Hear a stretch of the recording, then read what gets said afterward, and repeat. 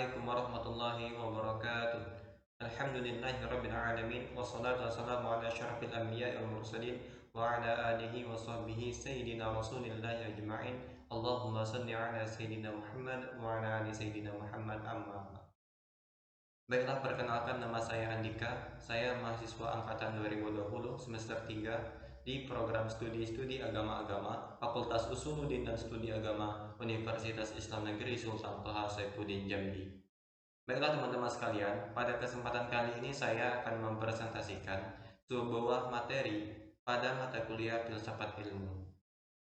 Adapun materi yang ingin saya sampaikan pada kesempatan kali ini yakni tentang ontologi, status ontologi objek ilmu, dan basis ontologi klasifikasi ilmu. Baiklah, yang pertama dimulai dengan status ontologi objek ilmu.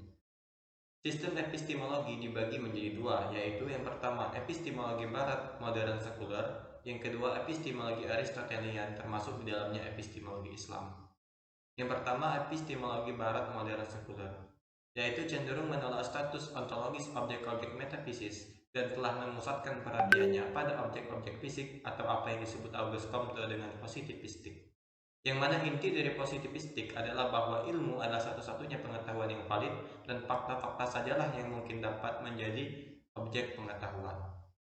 Yang kedua itu epistemologi Aristotelian, termasuk di dalamnya epistemologi Islam, yaitu masih mempertahankan status ontologis tidak hanya objek-objek fisik, tetapi juga objek-objek matematika dan metafisika.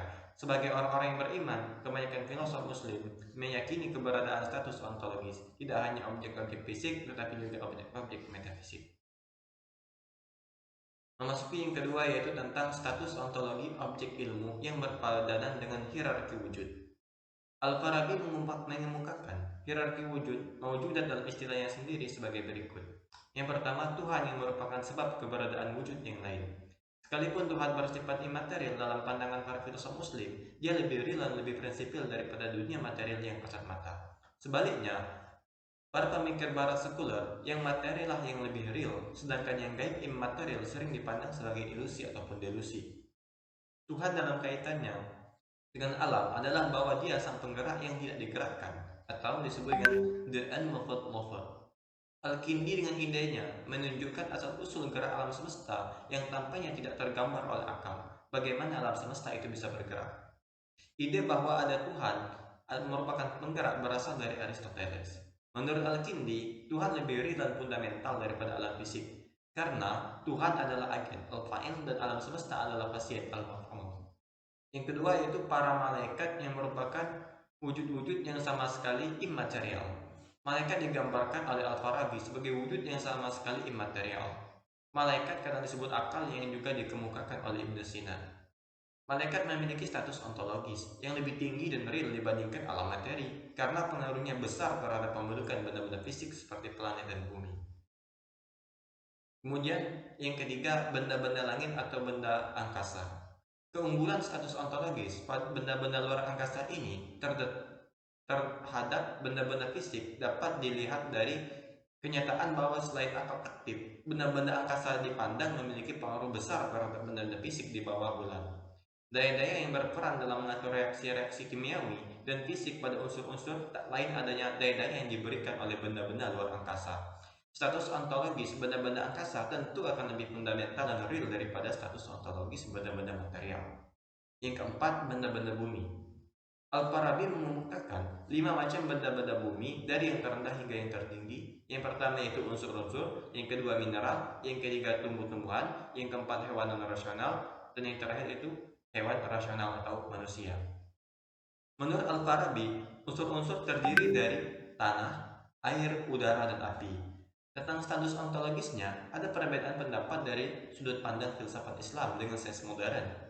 Jika filsafat Islam berpendapat bahwa benda-benda bumi berada pada hierarki wujud terendah yang status ontologisnya disebut elementary particle, maka sains modern menempatkannya pada posisi tertinggi. Kemudian memasuki bagian yang ketiga yaitu tentang basis ontologi klasifikasi ilmu.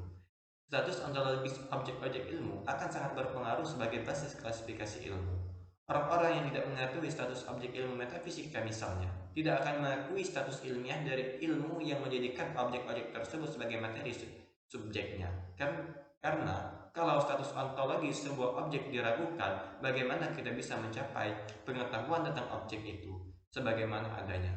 Kalangan ilmuwan dan filosof muslim membagi ilmu secara lebih holistik. Klasifikasi ilmu Islam menjadi tidak hanya bidang fisik dan matematika, tetapi juga bidang metafisika. Ibnu Sina membagikan terhadap wujud-wujud yang ada di dalam ini menjadi tiga. Yang pertama, wujud-wujud yang secara niscaya tidak berhubungan dengan materi dan gerak. Yang kedua, wujud-wujud yang meskipun pada dirinya bersifat imaterial, terkadang mengadakan kontak dengan materi dan gerak. Yang ketiga, wujud-wujud yang secara niscaya terkait dengan materi dan gerak. Yaitu yang pertama tentang ilmu metafisika. Ibnu Khaldun dalam kitabnya yang terkenal Muqaddimah membagi ilmu metafisika menjadi 5 bagian. Yang pertama, bagian yang mempelajari wujud sebagai wujud yang biasa disebut ontologi atau ilmu tentang wujud. Yang kedua, bagian yang mempelajari materi umum yang mempengaruhi benda-benda jasmani dan spiritual seperti kuiditas, kesatuan, pluralitas, dan kemungkinan. Yang ketiga, bagian yang mempelajari asal-usul benda-benda yang ada dan menentukan apakah mereka itu adalah entitas spiritual atau bukan. Yang keempat, bagian yang mempelajari bagaimana cara-cara benda yang ada muncul dari identitas spiritual dan mempelajari susunan mereka. Yang terakhir, yang kelima, bagian yang mempelajari keadaan jiwa setelah perpisahannya dengan badan dan kembalinya ia ke asal permulaannya. Selanjutnya itu ialah ilmu matematika. Al-Kindi pernah mengatakan bahwa matematika adalah ilmu yang harus dikuasai oleh seseorang yang hendak mempelajari filsafat. Ia adalah semacam ilmu alat selain logika untuk memahami filsafat. Matematika dalam pembagian Ibnu Sina ini menerangkan sifat ontologi wujud imaterial yang berkontak dengan wujud material. Ibnu Khaldun membagi ilmu matematika ke dalam 4 divisi atau 4 bagian. Yang pertama, geometri, mengkaji tentang kuantitas secara umum bersifat terputus. Yang kedua, aritmetika, mempelajari sifat esensial dan aksidental dari jumlah yang terputus. Yang ketiga, musik, mempelajari proporsi suara dan numerik tentang melodi musik. Yang keempat, astronomi, menetapkan bentuk-bentuk bola langit dan menentukan posisi dan jumlah dari setiap planet dan bintang tetap. Yang terakhir itu ialah ilmu fisika. Menurut Al-Farabi bahwa benda-benda alam ini yang digambarkan sebagai wujud-wujud yang secara niscaya berkaitan dengan materi dan gerak terbagi ke dalam 5 macam. Yang pertama, unsur-unsur, mineral, tumbuh-tumbuhan, hewan, dan manusia. Tiap-tiap bagian benda alam ini tentu bisa dijadikan sebagai basis ontologis yang sah bagi cabang-cabang ilmu alam. Ya, sekian presentasi daripada materi pada kesempatan kali ini, yakni tentang ontologi status objek ilmu, dan ontologi basis klasifikasi ilmu. Saya Andika, memohon maaf jika ada kesalahan dan kekeliruan dalam presentasi saya pada kesempatan kali ini. Baiklah, saya tutup dengan salam. Wabillahi taufiq wal hidayah, waridwan inayah. Wassalamualaikum warahmatullahi wabarakatuh.